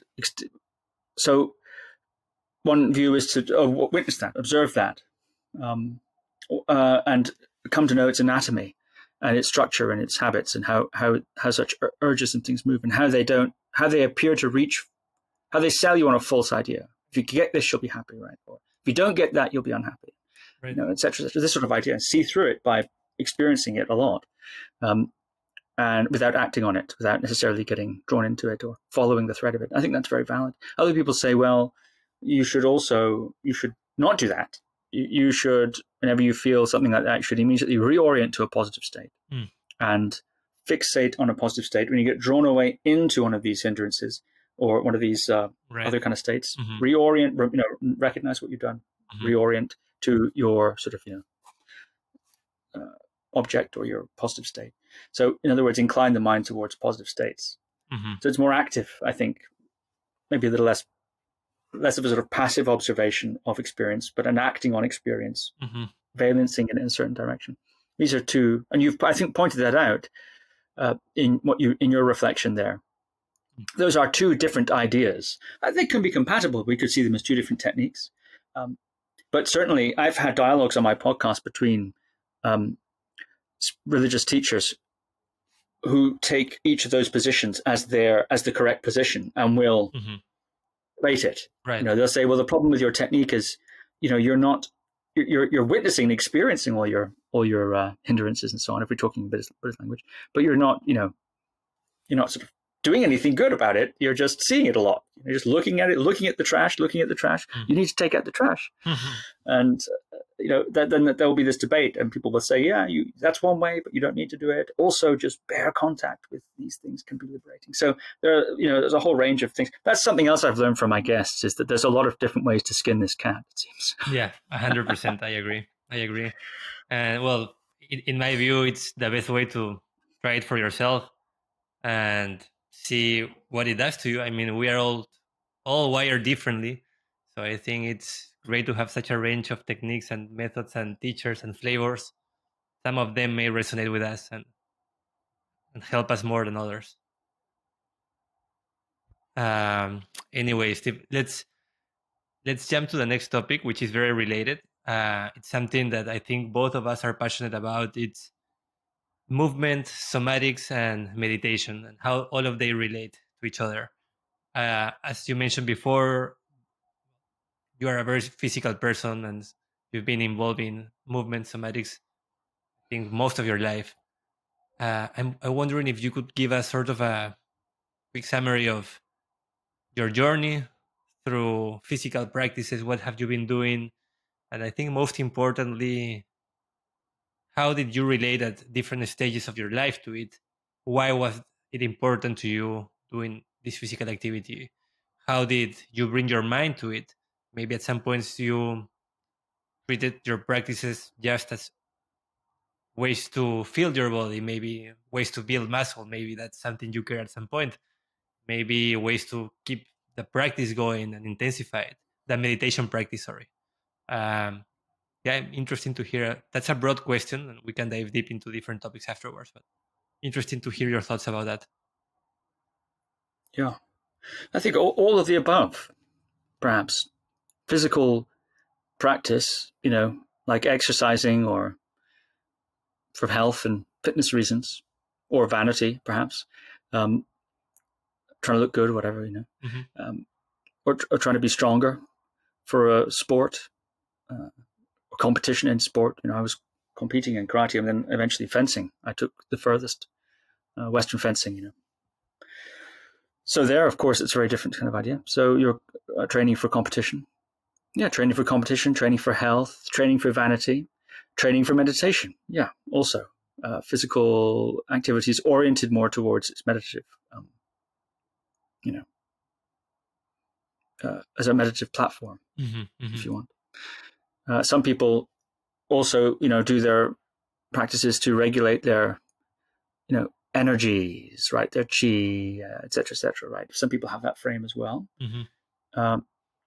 Or regulate their prana, or strengthen or clarify the nadis, right? Or the tsa, as they say in Tibetan, right? The tsa, right? Or move about the lung and the tigla, etc. Move about the energies in the body for spiritual yogic means. Some people involve movement in that. Trulkor, etc. Yeah. For myself, yeah, I mean, it's probably maybe a bit of all of the above, perhaps. Yeah. When you're training for physical health, and there's inevitably mental aspects to it, which is inevitably the entire endeavor. Inevitably, you can't go far without meditation involved there. I think somehow it's there. The same stuff that you're engaging with in meditation is right there when you're exercising. So to me, I don't see much of a difference. So of course, I recognize the difference between sitting in meditation and doing a bench press. I recognize the difference, but it's fundamentally the same sort of stuff one's working with, I think, isn't it? Yeah, being deeply involved with the senses, with your feelings and emotions while engaging and self-cultivation, self-aggrandizement, right, self-improvement. These are all motivations: vanity, insecurity, power, control, significance. These are all motivations that apply, I think, perhaps to meditation practice as well as physical exercise. That's interesting. I'm not suggesting that I'm actively pursuing those rather Machiavellian sounding motivations. But I am suggesting that, it's got to be in there somewhere. Right. You know. But I think there's a degree too, right? Yeah. I can tell myself when I was in my early 20s, the reason why I work out was completely different. Not completely different. Different than a bit different than today. Bit. A bit. Maybe the insecurity driving it, the desire to look better, were way higher and dominant at that point. Maybe now it doesn't drive the activity that much. Maybe it's there, but it's not 80% or 90% of the reason why I'm doing it. Maybe it's 5 or 10% that is there. I'm still working to uncover it more and more. But it has changed for sure. Have you experienced something similar too? That sort of evolution of the why?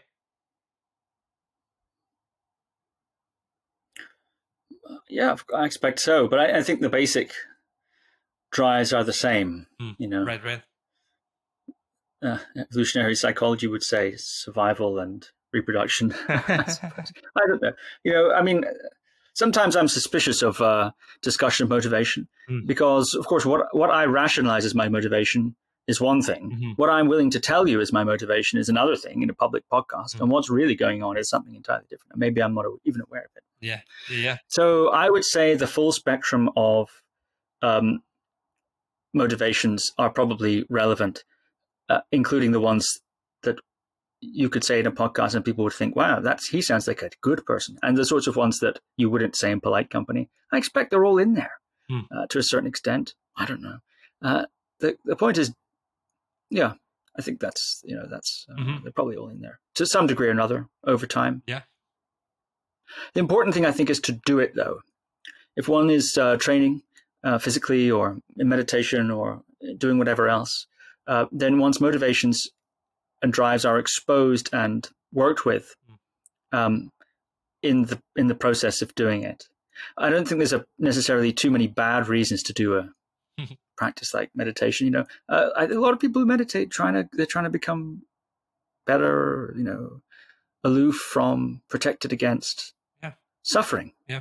They want to escape or become so enlightened or so progressed that it doesn't hurt anymore, etc. So a lot of people are doing it for that reason. Is that a good reason or a bad reason? Well, I don't know. It's a reason.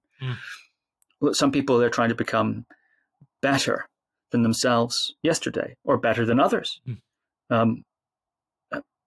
that a good reason or a bad reason? I don't know. Yeah. I'm not sure that that's not what the religions are also doing. Oh, I'm not entirely sure. Yeah. No, I agree 100%. I guess it's not that important the why. Maybe at the beginning. Well, I don't think it's important anyways. I think it's very important. You need a why, but do you need to know what your why is? Not necessarily, unless you have a motivation problem. If you have a motivation problem, then one of the exercises I have people do is I say, okay, you want to meditate and you're having a motivation problem practicing, for example. Okay, let's clarify your why. So I might say, okay, write down 5 reasons why, 5 good things that you think is going to happen to you when you meditate. And, they have to be emotionally charged. So it doesn't matter if you think that they're the right good reasons or not. So you might say, well, if I meditate, I'll be, really present. And so I'll have an advantage in social or business situations, or I won't get so stressed out.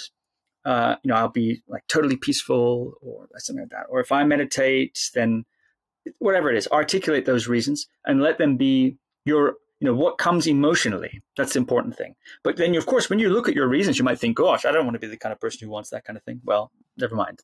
That's what's in there.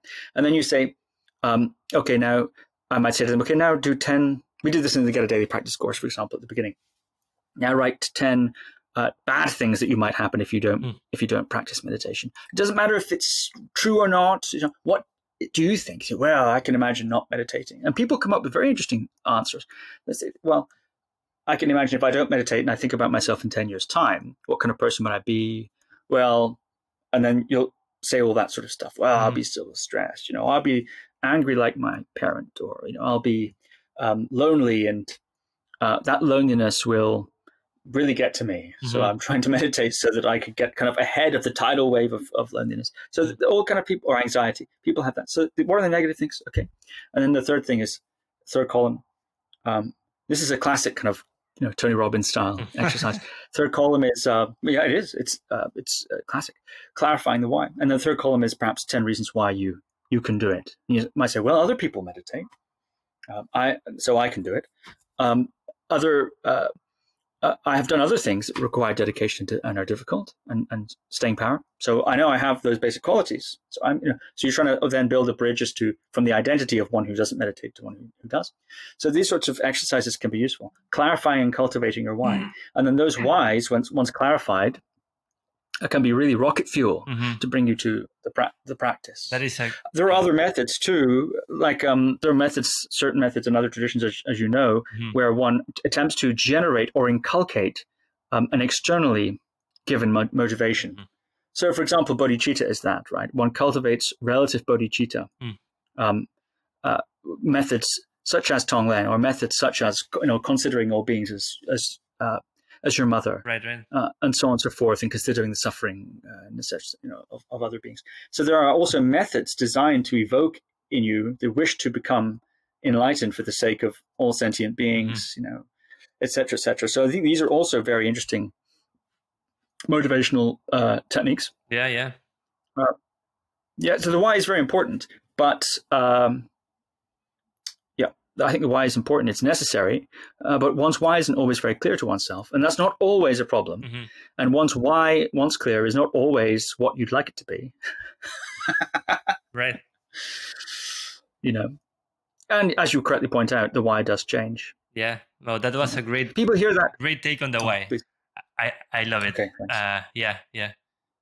What were you going to say? Sorry. Well, nothing that would add anything. So please continue. Thanks for that. Yeah. It's. I also find it super important to have a clear why. Doesn't matter what's the why, but to have it clear at least so that you do the practices, and that I guess applies for habit building, even in general. Anything you want to do in life, anything skill you want to pick up, all of those things are critical, it seems. So if you don't mind, I would like to talk about now the movement / contemplative method you developed, the Koan movement method. I watched a couple of videos, I read a little bit about it, but would love to hear your take on it. Sure. Well, like you mentioned, it's called Movement Koan Method, and there are a couple of DVD downloads on GuruViking.com about it, two volumes. It's like the name suggests, the movement part is joint nourishing movements of various kinds, and also movements that challenge the nervous system in various different ways, such as moving limbs in different directions, for instance, one arm forward, one arm back, things like that, or different speeds of doing that, things like this. There are others too. And the Koan part is, as you know, Koan is a sort of Zen riddle in a way, or a Zen practice setup in a sense. Riddle is not the right way to say it really, but it's kind of something like that. What's the sound of one hand clapping? Does a dog have Buddha nature? So on and so forth. So these are, meditative methods. So of inquiry.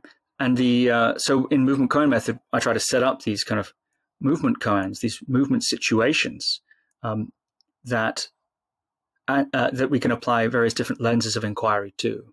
So, for example, one of the things we do is we stand on one foot and swing the other leg. Stand up, balance on one leg and just swing the other leg in a very gentle way. Of course, okay, what's that? It's a balancing exercise. Yeah, maybe it's a balancing exercise, but we don't use it that way only. So actually what I say is to investigate something called minimum necessary muscular activation. So it's see how much you can relax your foot and leg, the base leg, the one that's on the ground, without, while still standing. Right?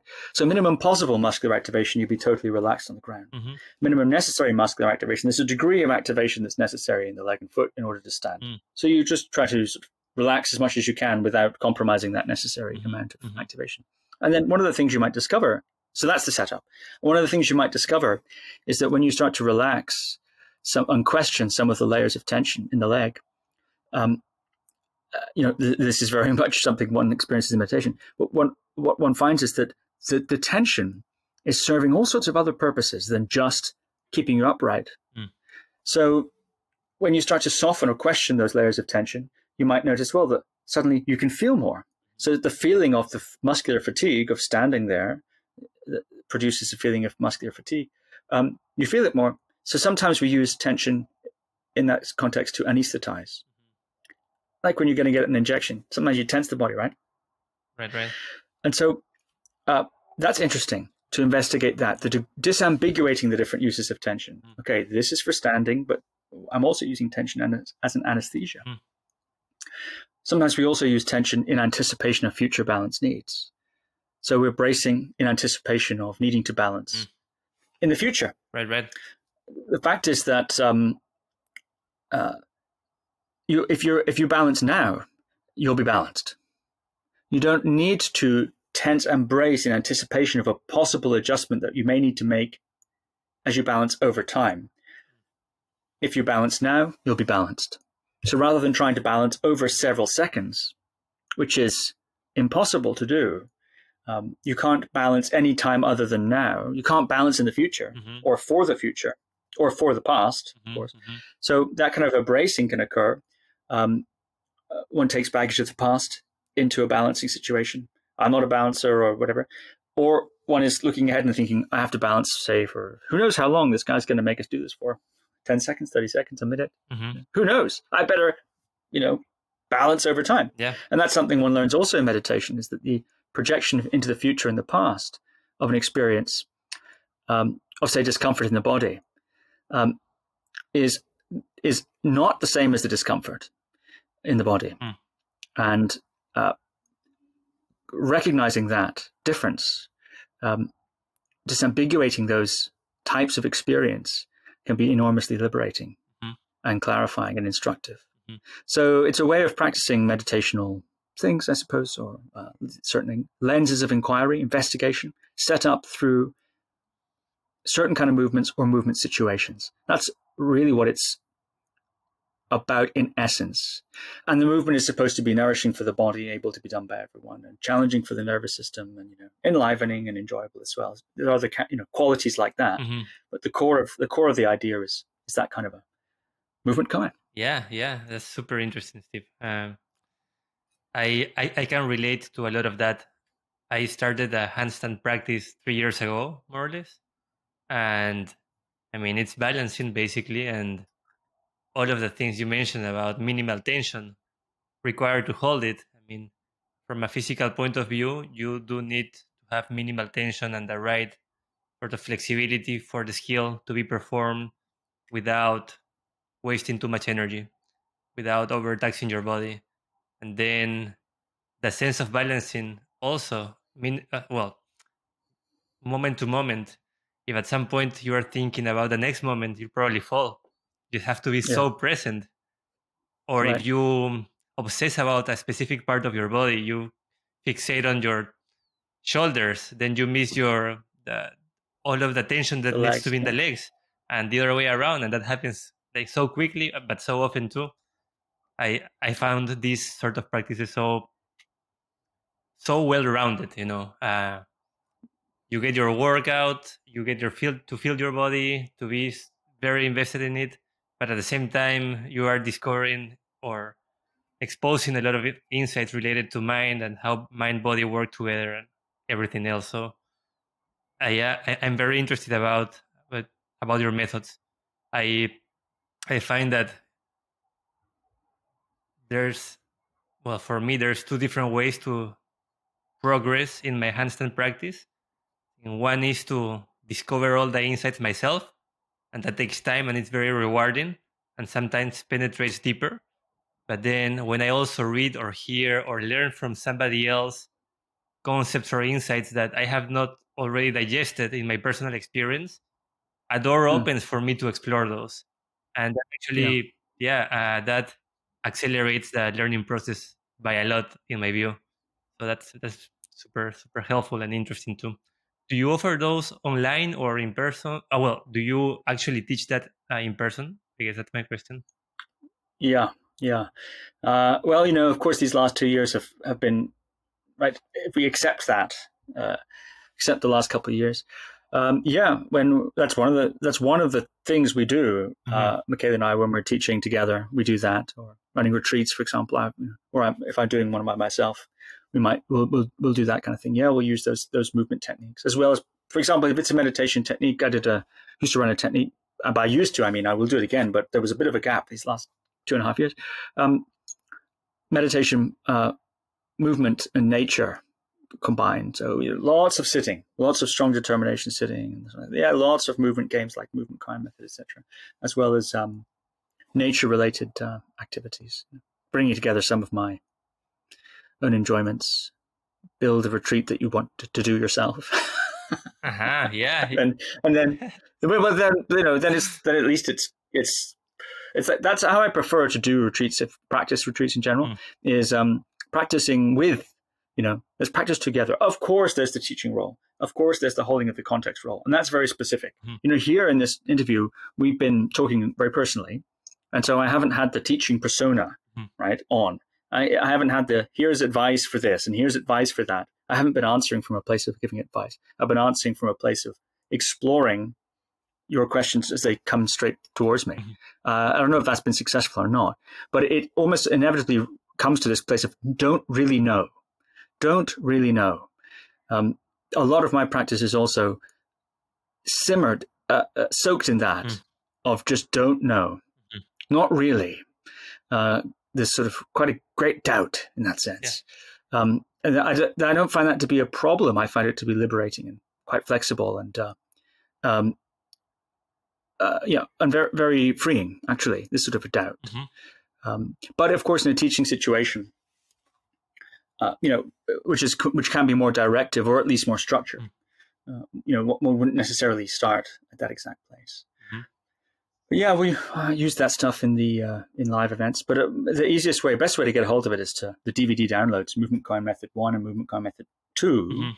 I will send them to you, Andres, if you like, seeing as you're that interested in that kind of thing. Awesome, thank you. I'll send them to you. Thank you, Steve. But people can find them on the site. They're not expensive. Awesome. So yeah, sounds great. I will make sure to include it in the show notes. Is there anything else you'd like to share with the audience, Steve? Obviously in your website, GuruViking.com, they can learn about your events, podcast. Is there anything else that you are doing these days that you'd like people to know about? Yes. Well, thank you. It's all on GuruViking.com, the relevant things to this conversation. There you can find the podcast, the Movement Koan Method downloads and so on. Yes, there you can find Meditation Club. You can join us on Wednesdays when we do that, or for one of our more extended courses. And indeed, you can find the sorts of things I'm doing with Michaela there as well. Our schedule is there. We're at Omega next month in upstate New York, teaching there. Of course, it's to do with lineage and liberation of one's lineage and relational patterns and so on and so forth. Very interesting, using a lot of these sorts of ideas. So the whole range of what I'm doing can be accessed through GuruViking.com. Awesome, Steve. Thank you so much. Thank you for sharing your time, your experience in a very vulnerable and straightforward way. Really appreciate it. And I hope to talk again soon. Yes, I'd like that. Thank you very much, Andres. This has been very enjoyable. Thank you.